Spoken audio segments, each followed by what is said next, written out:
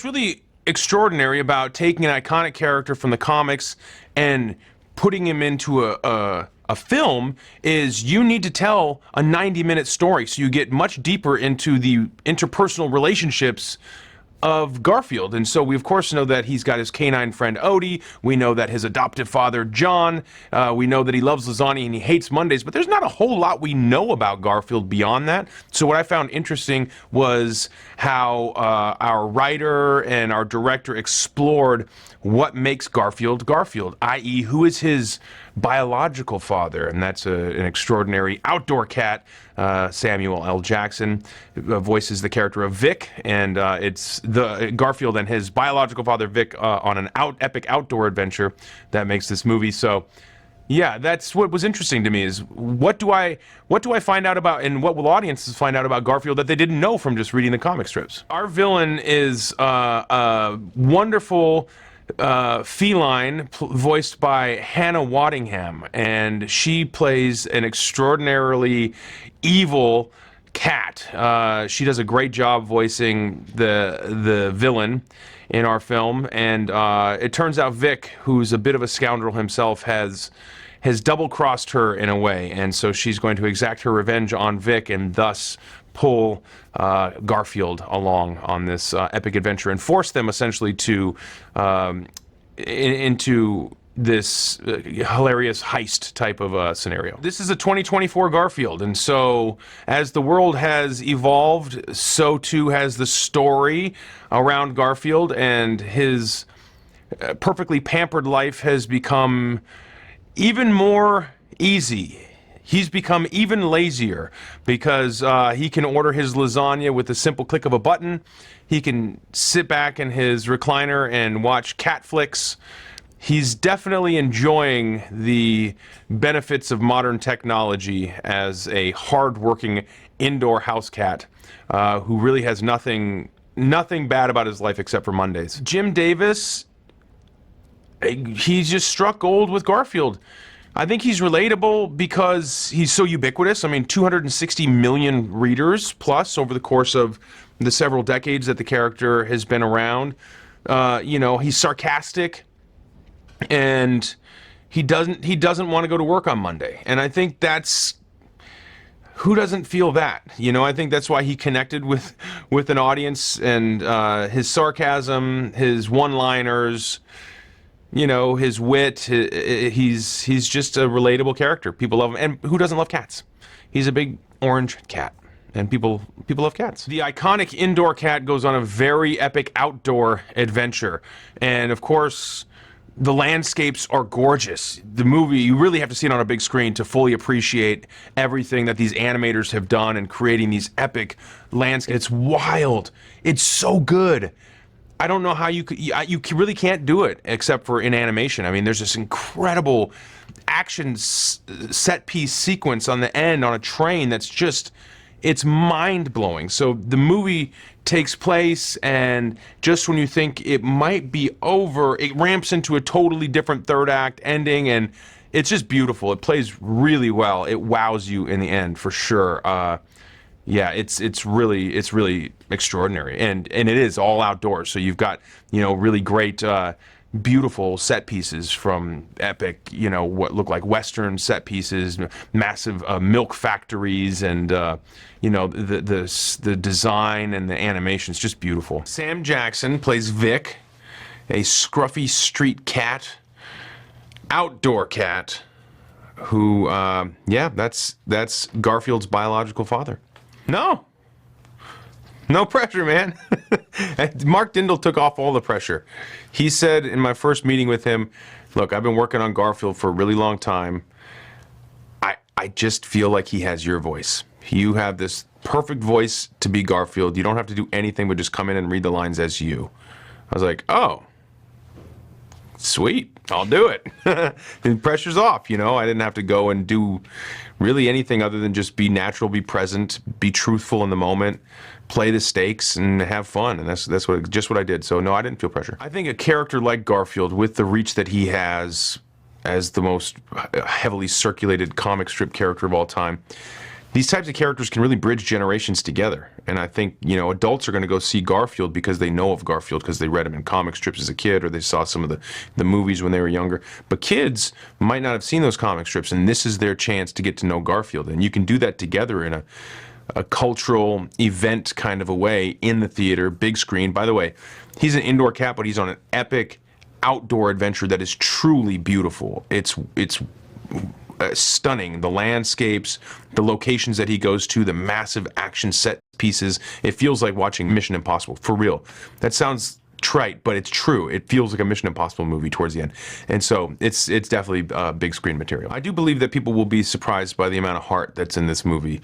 You're focusing on really resonant personal themes with acceptance by your father, and what you perceive to be rejection and abandonment issues. These are all pretty hefty dramatic through lines. Of course, it's not a drama, it's an action comedy, hilarious heist type of movie, but it does have some real emotional resonance, and you might be surprised at don't be surprised if you get a tear or two, because that's just the nature of this kind of movie. We're all discovering who he is as the movie kind of goes along, or what his log line is, or his legend in its own way. And Vic's been around. He's streetwise street cat that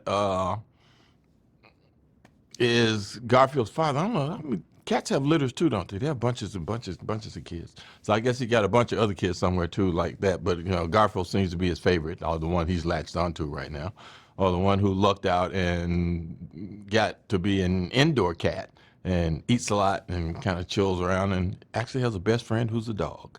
So I don't know that Vic would have any of those things or would know what all that's about, but he does watch over him in an interesting sort of way that you will find out as the film goes on. He has his own relationship with Garfield that Garfield knows nothing about. And he's trying to create a connection between he and this cat, Garfield, that thinks he abandoned him. We were trying to figure out the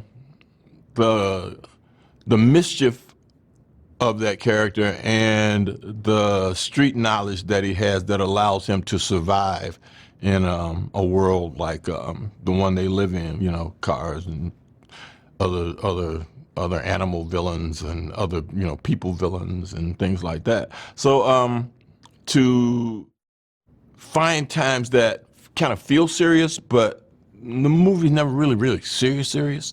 But there are moments where the heart of the movie comes through, and that's something that's very different in terms of the kinds of voices and animations that I've had to do before. That there actually comes a point where there is a poignant moment of father-son kind of meeting and talking and getting the meaning of what it means to have a significant person in your life that's a father figure, and having a significant person in your life that's a son that you do have feelings for and you miss, and you are able to explain yourself to the person that thinks you wronged them. Part of doing this is having a vivid imagination. I don't know that a lot of actors say they want to do this stuff, but then when they get the job and they find out what it is, they go, "Oh my God, this is not what I bargained for." But because I understand the process now and how long it takes sometimes, so you go away from a project for 3 months and then you get a call saying, I need you to do like 4 pages.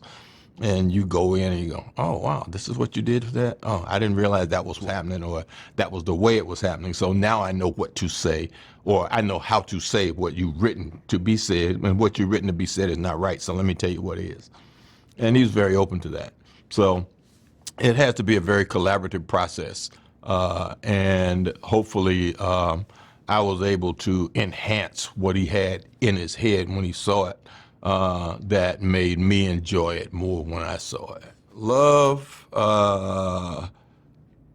friendship, There is learning the meaning of a father-son relationship, what it means, how deep it is, how great it can be when these two people connect and realize that, you know, they really do care for each other, and what it means to support one another in a way to accomplish something, and that's what they do. He's also adorable, you know. So he's such a great guy, and he has this great personality. And you know, the nature of doing these things, you're never in the same room doing them. You know, I've only done an animation project once where I was actually in the room with one other person for one session, but it never happened. So being able to say that, you know, I've been in a Chris Pratt movie is going to be a big deal. Chris Pratt is funny. Forget the fact he's Chris Pratt. As a voice talent, he's just funny. And one of the things he does is really bring the Garfield edge and attitude to the character. And so he really understood the character and absolutely nailed him. So he's great to listen to. You can sit back immediately and go, yeah, that's Garfield.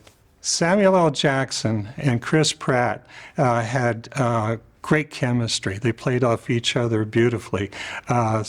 Samuel L. Jackson's voice is very distinctive, very much in the character of Garfield's dad, sort of playful, sort of funny. And when you listen to both of them together, you go, yeah, they could be father and son, okay. And again, it was just tremendous from a voice talent standpoint, and really helped drive the character through the whole movie as well. I really enjoyed his interpretation of the character and really made it believable. I think watching the movie in a theater makes it extra special. The art direction is just spectacular in this movie, so the bigger the screen, the more beautiful the effects and everything like that. But also, I think when people go to the movies to get away from where they are, you know, take me away is basically, you know, the motivation, you know, to watch a movie so you can sit back and let the story and the movie just wash over you. And so that's what I think the effect of the big screen really has. And Garfield's very approachable as well. He's not going to come out, you know, with a lot of spectacular effects and shock anybody. He's going to like wash over you like a warm shower, you know. So, and then the story builds, and yes, there's action and a lot of humor and stuff into the story. But I think watching it in a big screen makes the story extra special and pulls you into the story as well. John Cohen and Mark Dindal bring so much experience to the movie, and the kind of attitude that really encourages a lot of great creative ideas and development. John Cohen produced movies like Angry Birds and Despicable Me, among others. And Mark Dindal has written and directed movies like The Emperor's New Groove, Chicken Little, Cats Don't Dance, and things like that. And both of them, you know, they check their ego at the door, which I do too, because it takes a village to make a movie. What you do, if everything's done right and you have good people around you, the end product's better than you ever started. So we write so much and we kind of describe these things, then we turn it over to the animators and they go, oh, and then the editors go, oh, if we do this, you know, and then pretty soon you've got a product you're really proud of. And what's neat is you get to put your name on it. First of all, I'd like to say to all the fans, thank you, thank you, thank you. You get me out of bed every morning. And so I hope that with the movie that you'll also be able to bring friends or children to meet Garfield maybe for the first time, and that to understand that you know, Garfield serves one purpose. It's going to make you smile, going to make you laugh, going to make you feel something.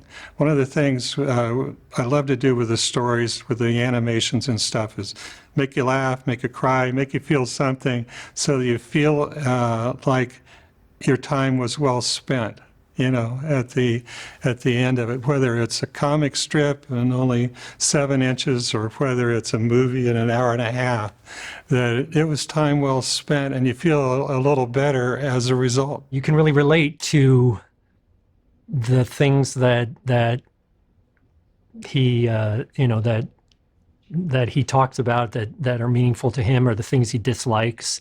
Getting up on Monday. Everyone loves lasagna. It's delicious.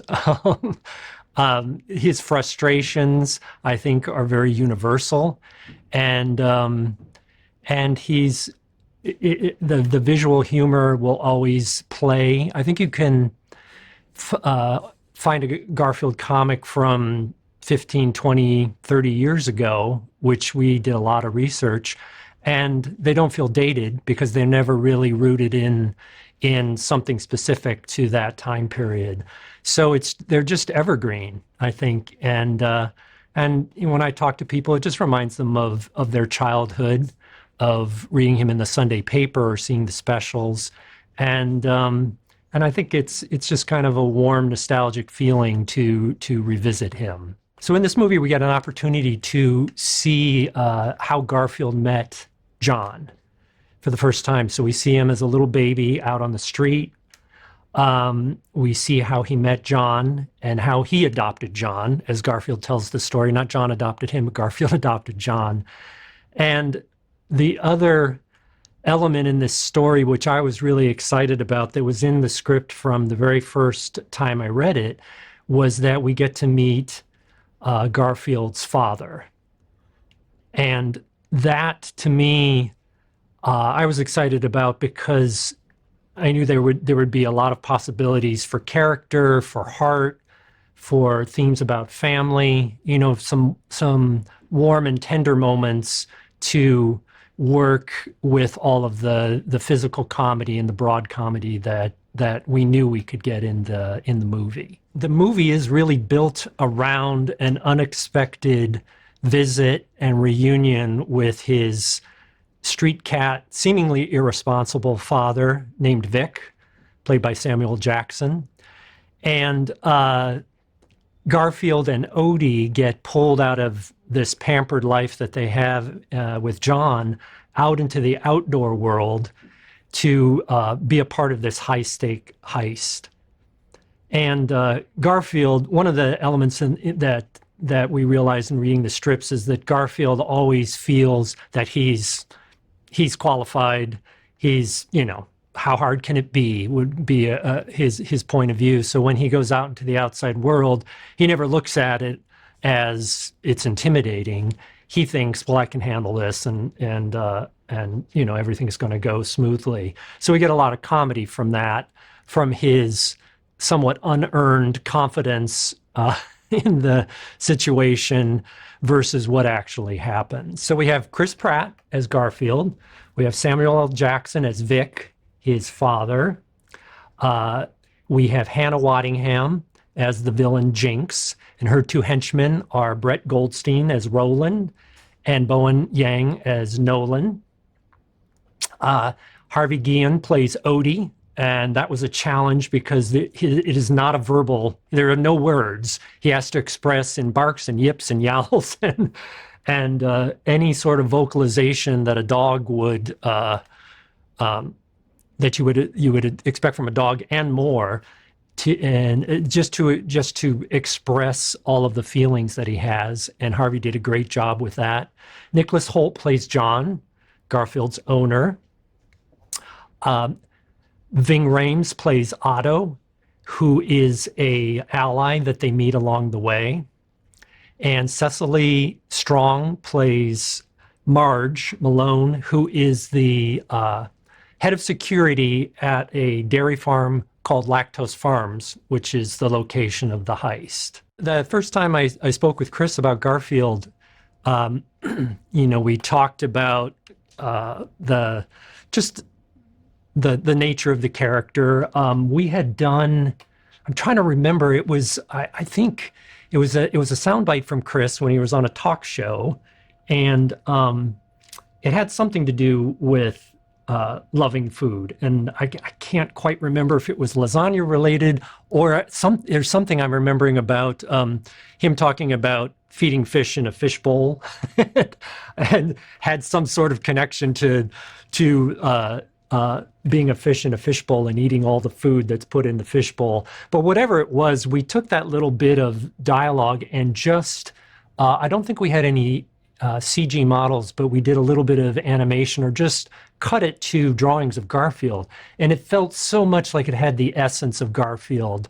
And that's what I talked with him about, is capturing the, the laziness, the sarcasm, the joy, whatever it might be, but in his natural voice. That's what I wanted really to get, because I felt that was really there in this soundbite that we got from Chris. And so in the recording sessions, we always get what we've written. But again, I always encourage the actors, how would you say this? Make this your own. Is there another way of doing it? And he's all for that. I mean, we would get so many wonderful ad libs and different takes in there, many of which are in the film. And so it's always such a fun process to go through the scenes with him as he would come up with those things. And also just the timing of the lines. I mean, he obviously has wonderful comic timing, but you could take 5 words and just say them flat, or you can say them in a really funny way. And that was always fun, just to hear how he would do that. Again, every time I hear the actors, I hear Chris or any of the actors play those lines, I'm just thrilled, and so happy with the performances that we got. So this is a story about how Garfield was pulled out of his really pampered, spoiled life with John when he has an unexpected visit from his street cat father, Vic. And as a result, both Garfield and Odie are forced into joining Vic in this high-stakes heist in order to make it back home. And in the course of that, Garfield learns very important backstory about his dad that he never knew. And in the end, the adventure brings them closer and become a family.